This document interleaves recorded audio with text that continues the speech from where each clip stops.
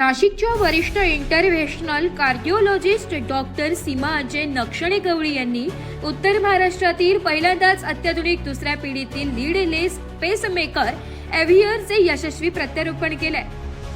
ही शस्त्रक्रिया Ashoka Medicover hospital Nashik येथे करण्यात आली असून हे उत्तर महाराष्ट्रातील पहिले प्रत्यारोपण ठरलंय।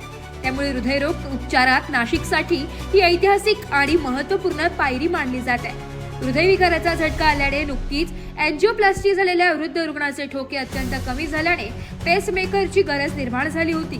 रक्त पातळ करणारी औषधे चालू असल्याने पारंपरिक पेसमेकर बसवण्याचा धोका मोठा होता। यासाठी लीडलेस एव्हियर तंत्रज्ञानाची निवड करण्यात आली। हा पेसमेकर सूक्ष्म वायर विरहित व पूर्णपणे हृदयाच्या आत बसवला जाणारा असल्याने चीज, बाह्य वायर किंवा संसर्गाची भीती राहत नाही।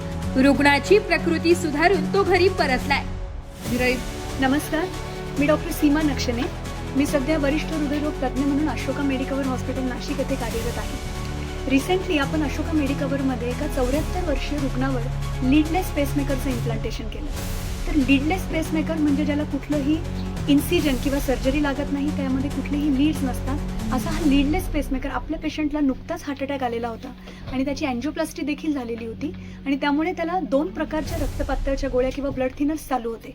अशा परिस्थितीत जो पारंपरिक किंवा ट्रॅडिशनल पेसमेकर आहे त्याची सर्जरी करण्यामध्ये ब्लीडिंग आणि इन्फेक्शनची रिस्क खूप जास्त होती।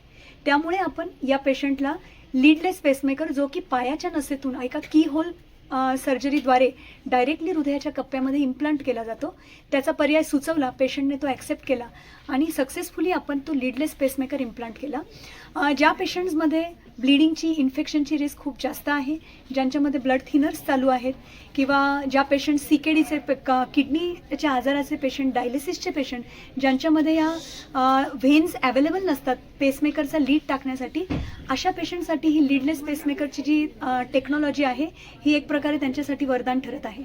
थँक्यू।